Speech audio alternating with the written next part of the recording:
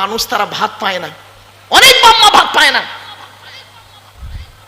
অনেক ছেলে এমন আছে চাকরি করে, শিক্ষিত ছেলে, পিতামাতার ভাতই দেয় না, পিতামাতার ভাতই দেয় না। বারাইপুর সোনারপুরে দু কাটা জায়গা কিনে ঘর ভাড়া করে রয়েছে, বউটা কিনে, ছেলেটাকে নিয়ে, মেয়েটাকে নিয়ে। আর দেশের বাড়িতে বাম্মা ঈদ বকরাই তো দূরের কথা, খাবারও পায় না। কটা নেবেন বাবা? এই তো বারুইপুরে আমার ফ্ল্যাট রয়েছে গো বাবা, বাড়িও রয়েছে, ফ্ল্যাটও রয়েছে, থাকি তো আমি ডায়মন্ডে। বাস্তবটাই বললাম বাবা, আমার ভুল বুঝো না। একটা একটা করে কোরআনের দলিলগুলো দিয়ে যাচ্ছি, একটু ধৈর্যের পরিচয় দিন। তাই আমি অনুরোধ করে বলে যাচ্ছি, আজকের 10টা হারামের কথা বলবো। কটা হারাম? কোরআনে 10টা হারাম। এই কোরআনে আছে 250 রকমের হারাম। কত কত কত? 250 রকমের হারাম আছে, 250 রকমের হালাল আছে। আপনি আমি কটা হারাম হালাল জানি? 250 রকমের হারাম আছে। আজ আমি বেশি নয় বাপ, 10টা হারামের কথা বলবো। 10টা হারাম, দেখি 10টা হারাম, 10টা থেকে 15টা হয়তো হবে টাইমের মধ্যে। আসুন কোরআনের একটি সূরার সংক্ষিপ্ত আলোচনা আপনাদের কাছে করব বাপ। সূরাটির পরিচয় প্রথম দিই। কোন সূরাটি ধরবো তাই চিন্তা করছি। ছোট্ট একটা সূরা, আলোচনা করতে করতে এসে যাবে। তার আগে একবার নবীর উপরে দরুদ শরীফ পড়ুন। আল্লাহুম্মা সাল্লি আলা সাইয়্যিদিনা মাওলানা মুহাম্মদ ওয়া আলা আলি সাইয়্যিদিনা মাওলানা মুহাম্মদ। এসো তোমরাই ইসলামে, এসো তোমরাই ইসলামে, হবে যে উজালা, মক্কা মদিনা নবী কামলিওয়ালা। আল্লাহুম্মা সাল্লি আলা মাওলানা মুহাম্মদ ওয়া আলা আলি সাইয়্যিদিনা মাওলানা মুহাম্মদ। এই কোরআন পড়তে গেলে সর্বপ্রথম কি পড়তে হয় জানেন বাপ? আল্লাহর কোরআন বলছে ইন্নাহু লাকুরআনুন কারীম ফি কিতাবিম মাকনুন লা ইয়ামাসসুহু ইল্লাল মুতাহহারুন। আল্লাহ কোরআনে বললেন এই কোরআন হলো মর্যাদাশীল কোরআন। এই কোরআনকে আল্লাহ রাব্বুল আলামিন লাউহে মাহফুজে সংরক্ষিত রেখেছেন। লা ইয়ামাসসুহু ইল্লাল মুতাহহারুন, বিনা পবিত্রতায় কোরআনকে স্পর্শ করা যাবে না। কোরআনকে স্পর্শ করতে গেলে কি করতে হবে বাবা? ওযু করতে হবে। কোরআন বলছে ইয়া আইয়ুহাল্লাযীনা আমানু ইযা কুমতুম ইলাস সালাতি ফাগসিলু বুজুহাকুম ওয়া আইদিয়াকুম ইলাল মারাফিকি ওয়ামসাহু বিরুসিকুম ওয়া আরজুলাকুম ইলাল কাবাইন। পবিত্র কোরআন 6 নম্বর পারা 7 নম্বর পৃষ্ঠার প্রথম নম্বর লাইন, সূরার নাম সূরা মাইদা। আল্লাহ বলছেন হে ঈমানদার বান্দাগণ, তোমরা যখন নামাজের জন্য দাঁড়াবে সর্বপ্রথম তোমরা তোমাদের মুখমণ্ডল ধৌত করবেন। ভালো করে দেখে নিন, শিখে নিন, বুঝে নিন, জেনে নিন। মুখমণ্ডল কতটুকু ধৌত করবেন? অজু করতে গিয়ে অনেকে তো অজুই করতে পারেন না, রাগ করবেন না, ভুল বুঝবেন না, জানো অজুর পদ্ধতিরই আপনার জানা নেই। আফসোস এইটাই। অজু করতে গেলে শুনে নিন, এই চুলের গোড়া থেকে নিয়ে থুতনি পর্যন্ত, মা বোনেরা ভালো করে শুনে নিন, এ কানের লতিকা থেকে নিয়ে অপর কানের লতিকা পর্যন্ত ভালো করে ধৌত করতে হবে। একটা লোমের গোড়া যদি শুকনো থাকে অজু হবে না। ওই অজুতে নামাজ পড়লে নামাজই হবে না আপনার। যাদের দাড়ি আছে, দাড়ি ঘন দাড়ি আছে, ভালো করে খেলাল করে নেবেন, নইলে অজু হবে না বাবা। 2 নাম্বার ওয়াইদিয়াকুম ইলাল মারাফিকি, এ হাতের কনুইয়ের উপর পর্যন্ত ধৌত করতে হবে। কনুইয়ের উপর পর্যন্ত, কনুই পর্যন্ত করলে হবে না, শিখে নিন একটু। কনুই পর্যন্ত ধুলে হবে না, কনুইয়ের উপর পর্যন্ত ধৌত করতে হবে। 3 নাম্বার মাথামণ্ডল মোছা করতে হবে। 4 নাম্বার পায়ের গাঁটের উপর পর্যন্ত ধৌত করতে হবে। গাঁট পর্যন্ত ধৌত করলে হবে না, গাঁটের উপর পর্যন্ত ধৌত করতে হবে। ছোট্ট একটা কথা আপনাদের বলি, রাগ করবেন না। করোনার পিরিয়ডে, করোনার সময় আপনারা অনেকে মুখে মাস্ক লাগিয়ে নামাজ পড়েছেন, তাই না? আরে ভাই বলুন না, হ্যাঁ কি না? হ্যাঁ, শুনে নিন, আমার এক বাস্তব অভিজ্ঞতা বলছি। আমি একটা মসজিদে জুম্মার নামাজ পড়তে গিয়েছি। ইমাম সাহেব আমাকে দেখতে পায়নি বেচারা, দেখতে পেলেই আমাকে দাঁড় করিয়ে দিত। তো আমি একটু দেরিতেই গিয়েছি। তো আমি দাঁড়িয়েছি, আমার পাশে একজন হাজি সাহেব, উনিও দাঁড়িয়েছে। তো ইমাম সাহেব খুতবা দিচ্ছেন, খুতবা শুনলাম। ইমাম সাহেব নামাজে দাঁড়িয়েছেন, ওনারও মুখে দুটো মাস্ক লাগানো আছে, দুটো, আমার একটা লাগিয়ে রেখেছে। তো এবার ইমাম সাহেব নিয়ত বেঁধেছে, আমি পট করে করেছি কি, মুখ থেকে মাস্কটা খুলে নামাজটা পড়ছি। উনি কিন্তু অলরেডি দুটো লাগানো আছে মুখে। তো নামাজ সালাম ফিরিয়েছে ইমাম সাহেব, উনিও সালাম ফিরিয়েছে। অমনি করেছে কি, আমার থেকে শট করে দূরে সরে চলে গেল হাজি সাহেব, শট করে দূরে সরে চলে গেল। তো আমি অবাক হয়ে গেলাম। তো যাই পারে হোক। তো ইমাম সাহেব মোনাজাত করে নামাজ কমপ্লিট, সব বাইরে বেরিয়ে এসছে। উনি করেছেন কি, ওই হাজি সাহেব দু চারজন লোককে নিয়ে মসজিদের বাইরে আমার সম্পর্কে উল্টো পাল্টা কথা শুরু করে দিয়েছে। কি কথা না, উনি একজন আলেম হয়ে নামাজের সময় সব লোক মুখে মাস্ক পরে নামাজ পড়ছে, উনি মাস্কটা খুলে নিলেন, খুলে নিয়ে নামাজ পড়ছে। যত নতুন নতুন যত দিন যাচ্ছে তত নতুন নতুন হাদিস বেরোচ্ছে বলে অনেক কথা বলছে। আমি ব্যাপারটা বুঝতে পারিনি। মসজিদ থেকে বের হয়েছি, বের হয়ে শুনছি যে এই ব্যাপার। আমি বললাম কি হয়েছে বাবা? তখন উনি চুপ করে গেলেন। পাশ থেকে একজন বলছে আপনি মুখ থেকে নাকি নামাজের সময় মাস্ক খুলে নিয়েছেন নামাজের আগে? বললাম হ্যাঁ, অসুবিধে কি? তো বলছে উনি একটু উল্টোপাল্টা বলছেন ইত্যাদি ইত্যাদি। তা আমি ভদ্রলোককে বললাম বাবা হাজি সাহেব, আমি আপনাকে একটা কথা বলি, আপনি যেরকম বাজে মন্তব্য করছেন, মন্তব্য করার আগে আপনাকে আমার জিজ্ঞাসা করা উচিত ছিল। তো যাই হোক, আপনাকে একটা প্রশ্ন করছি বাবা, অত লোকের সামনে, যে আপনি জ্ঞানী হাজি না অর্থ আছে বলে হজ করে এসছেন, কোনটা? ভালো করে শুনে নিন, কেউ রেগে যাবেন না, এখানে একটা মারাত্মক জিনিস শেখাবো, তাই জন্য বলছি। বললাম আপনি জ্ঞানী হাজি, জ্ঞান অর্জন করে হজে গিয়েছেন না ছেলেদের পয়সা আছে রিটায়ারের টাকা পেয়ে হজে গেছেন, কোনটা আগে বলুন, তারপর আপনাকে সেই মতো বোঝাবো। না না না, কেন কেন? বললাম শোনেন, আপনার জানা আছে কি, এবার আপনাদের বলি শুনে নিন, আমার বাবার কথা নয়, নবীজি বলেছেন, মুহাম্মদ সাল্লাল্লাহু আলাইহি ওয়াসাল্লাম বলেছেন, আল্লাহর নবী বলেন তোমরা নামাজের সময় জীবনে কোনোদিন দুটো জিনিস করো না, নামাজের সময় দুটো জিনিস জীবনে কোনোদিন করো না, তাহলে নামাজ হবে না। নবীজি নিষেধ করেছে, আমার কথা নাই। পুরুষদের বললেন নবী যে এই পুরুষেরা শুনে নাও, নামাজের সময় কোনোদিন তোমরা পায়ের গাঁটের নিচে কাপড় ঝুলিয়ে পড়বে না। কি বললো কি বললো?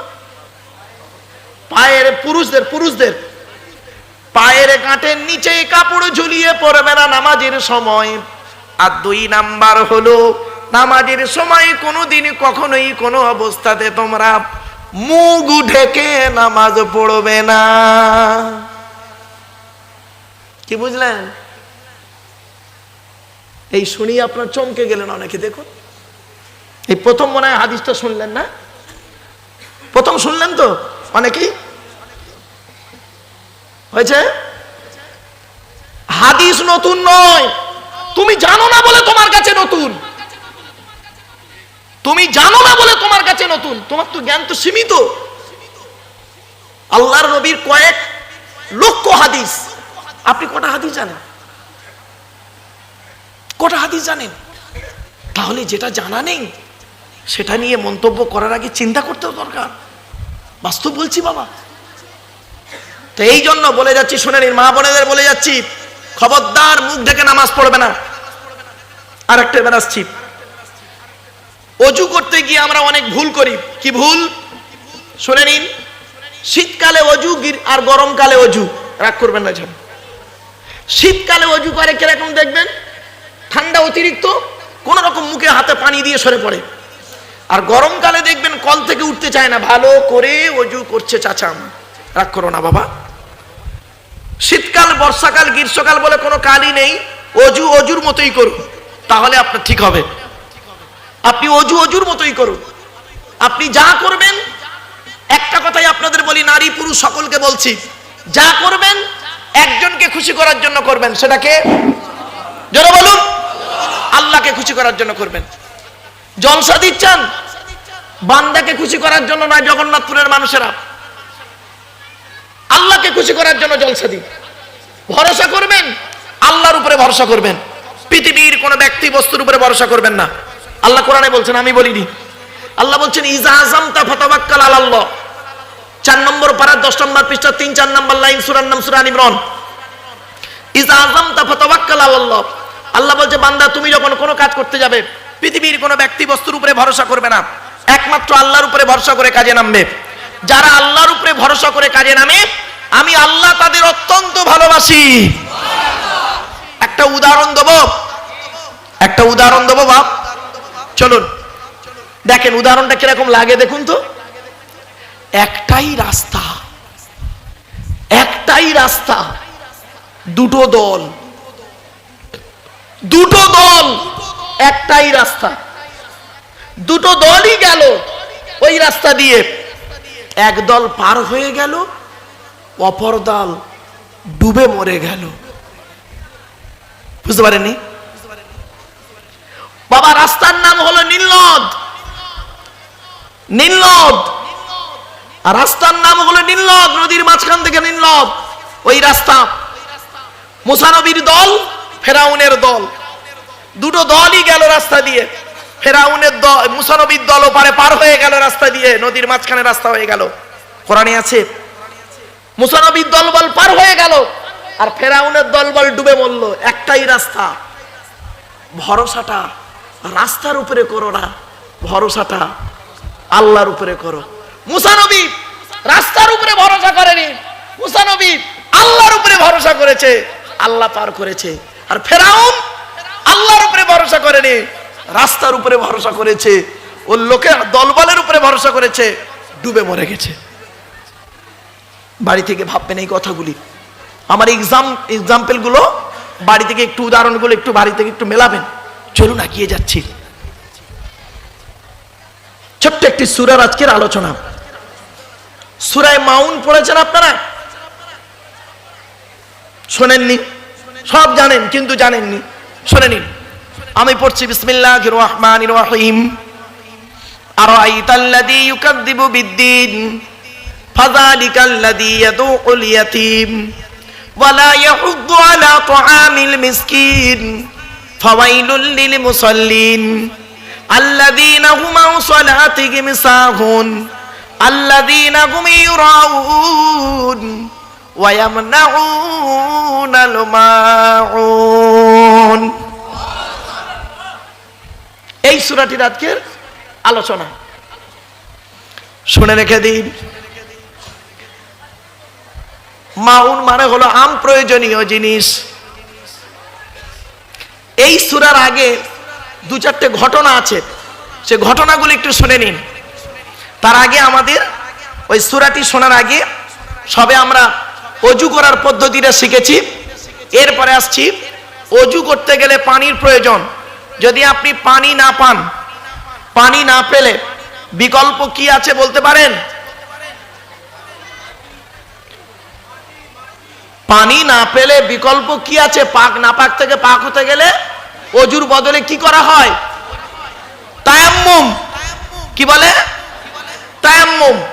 এ কোথায় পাবেন? কোরআনে আছে। আল্লাহ বলছেন, কোরআন এমন একটা কিতাব, আপনাকে সমস্যার সমাধান দেওয়ার কিতাব। সমস্যার সমাধান দেওয়ার কিতাবের নাম হলো কোরআন। আপনি সমস্যায় পড়েছেন, কোরআন আপনাকে সমাধান দিয়ে দেবে। According to Islamic law, not only according to Indian law, এটা অ্যাকর্ডিং টু ইসলামিক ল। মনে রাখবেন, এটা আইনের কিতাব, সবই পাবেন এর ভিতরে। আমরা তো ভারতীয় সংবিধানে যেমন ধারা আছে না, 312, 310, 301, 144, 140 ধারা আছে, তো কোরআনের এরকম আইনের ধারা আছে। এটা যদি ইসলামিক কান্ট্রি হতো তাহলে আপনারা এখানে বুঝতে পারতেন কোরআনের ধারাগুলো কি কি। তো যাই হোক, অজু করতে গেলে পানির প্রয়োজন। পানি যদি না পান, কোরআনে আল্লাহ পাক বলছেন, ওয়াইন কুনতুম মারদা আও আলা সাফারিন, যদি তোমাদের রোগ হয় অথবা তোমরা যদি কোনো জায়গায় বেড়াতে যাও, আউ জাহাদুম মিনকুম মিনাল গায়তি, অথবা যদি পেশাব পায়খানা থেকে আসো, আউলা মাসতুমুন নিসা, যদি তোমরা স্ত্রী সঙ্গম করো, ফালাম তাজিদু মান, সুতরাং যদি পানি না পাওয়া যায়, ফাতায়াম্মামু, তায়াম্মুম করো। তায়াম্মুম কিসের দ্বারা করবেন? কোরআন বলছে সাঈদান তাইয়িবান, পাক মাটি দ্বারা তায়াম্মুম করো। তায়াম্মুমের ফরজ হলো 3টি, ওযুর ফরজ 4টি, তায়াম্মুমের ফরজ 3টি। কি কি? 1 নাম্বার নিয়ত করা, 2 নাম্বার ফামসাহু বিওজুহিকুম, মুখমণ্ডল মুসা করো, ওয়াইদিকুম, হাত মুসা করো। হয়ে গেল তায়াম্মুম, হয়ে গেল। এবার আসছি গোসলের ফরজ। এখানে অনেক মানুষ আছেন, অনেকে গোসলের ফরজটাই জানে না, রাগ করবেন না। গোসলের ফরজ আছে 3টি। কি কি? 1 নাম্বার গড়গড়া সহ কুল্লি করা, 2 নাম্বার নাকের নরম গোস্ত পর্যন্ত পানি পৌঁছানো, 3 নাম্বার সারা শরীরটা ভালো করে ধৌত করা। আচ্ছা, এই যে 3টে জিনিস বললাম, অজু, গোসল, তায়াম্মুম, এই 3টে জিনিস কিসের পবিত্রতা অর্জন করালো? দেহের পবিত্রতা, তাই তো? বাহ্যিক। আর অভ্যন্তরীণ পবিত্রতা কি জানেন? অন্তরে জিলিপির পেঁচটা যে রয়েছে ওইটাকে পবিত্রতা করুন, পবিত্র করুন, অন্তরটাকে পবিত্র করুন। দেহটাকে পবিত্রতা করলেন অজু, গোসল, তায়াম্মুম দিয়ে, অন্তরটা পরিষ্কার করুন। এই অন্তরটাই হলো মানুষের সবথেকে বড় জিনিস। আমি এজন্য আলোচনা করতে গিয়ে বলি, মুনাফিকের 2টো ভাগ। 2 রকমের মুনাফিক পৃথিবীতে পাওয়া যায়। একটা হলো মুনাফিক ফিল ঈমান, আর 2 নাম্বার হলো মুনাফিক ফিল আমাল। বিশ্বাসের দিক থেকে মুনাফিক, আর কাজের দিক থেকে মুনাফিক। কাজের দিক থেকে মুনাফিকের 5টা ভাগ।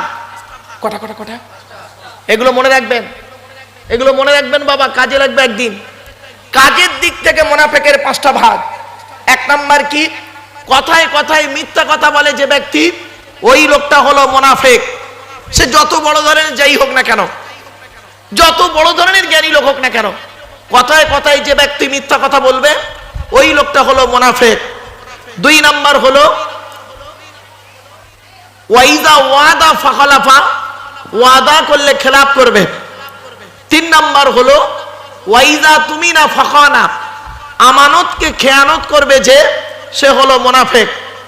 এখন আমানতের খেয়ানত কত রকমের হয় জানেন? শুনে নিন। ব্যক্তি আমানত, বস্তু আমানত, জায়গা আমানত, টাকা আমানত, মাল আমানত, কথা আমানত। কতগুলো ভাগ বললাম বলুন তো? একটা উদাহরণ দিচ্ছি, শুনে নিন এবার। ব্যক্তি আমানত। ধরুন আমার ছেলেটাকে আপনার বাড়িতে রাখলাম, হুজুর আমার ছেলেটাকে আপনি পড়াশোনা করাবেন, আমি মাসেই টাকা দেবো হুজুর। তা আপনি করলেন কি, আমার ছেলেটাকে পড়াশোনা না করিয়ে অন্য কাজে কাটিয়ে দিলেন, ছেলেটার ভবিষ্যৎটা নষ্ট করে দিলেন। আপনি আমানতের খেয়ানত করলেন। সাবধান। বস্তু আমানত। আমি একটা বস্তু আপনার কাছে রেখেছি, বললাম ভাই এই বস্তুটা আপনি রাখেন।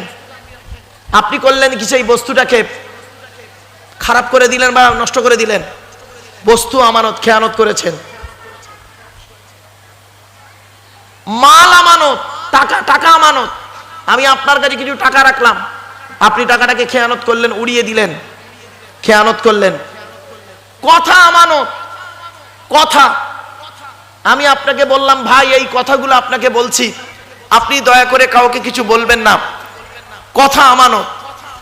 আপনি কথাটাকে অন্যের সঙ্গে বলে দিলেন, আপনি আমানত না রেখে অন্যের সঙ্গে সেটাকে প্রচার করে দিলেন। কথা আমানত। মনে রাখবেন, আমানতের খেয়ানত করলেন। মুনাফিকের 2টো ভাগ, একটা হলো বিশ্বাসগত মুনাফিক, একটা হলো কার্যগত মুনাফিক, মানে কাজের দিক থেকে মুনাফিক। কাজের দিক থেকে মুনাফিকের 5টা ভাগ। 1 নাম্বার হলো কি, যে কথায় কথায় মিথ্যা কথা বলবে, ওয়াদা করলে খেলাফ করবে, আমানতের খেয়ানত করবে। আর একটা, আর 2টো কি ভালো করে শুনে নিন, মা বোনেরা বেশি এটা হয়। ঝগড়ার সময় যে ব্যক্তি গালিগালাজ করে, ঝগড়ার সময় যে ব্যক্তি গালিগালাজ করে, ওই ব্যক্তি হলো মুনাফিক, ওই ব্যক্তি মুনাফিক। আর একটা হলো কি, ওই ব্যক্তি মুনাফিক যে ব্যক্তি মিথ্যা সাক্ষী দেয়। খবরদার জীবনে কোনোদিন মিথ্যা সাক্ষী দিতে যাবেন না। মিথ্যা সাক্ষী যদি আপনি দেন, আপনাকে কবর কিন্তু কিয়ামতের মাঠে আপনাকে ছাড়া হবে না। আল্লাহ ছাড় দেয়, ছেড়ে দেয় না। কথা মাথায় রাখুন, আল্লাহ ছাড় দেয়, ছেড়ে দেয় না।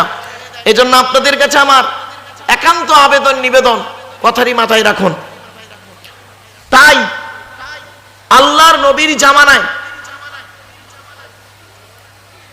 আবু জাহাল, যার কথা বলছিলাম এখনই, আবু জাহাল একটা ইয়েতিম বাচ্চার মালিক ছিল। ভালো করে ভাষাটা শুনে নিন, গল্পটা শুনে নিন, এটা না শুনলে ওই আয়াতটা বুঝতে পারবেন না। আবু জাহাল একজন ইয়েতিম বাচ্চার মালিক ছিল। এতিম বাচ্চার বাপ মা মারা যাওয়ার আগে ওই বাপ আর মা আবু জাহালের কাছে কিছু টাকা পয়সার সম্পদ রেখে দিয়েছিল। তারা মারা যাওয়ার আগে বলেছিল, ভাই আবু জাহাল,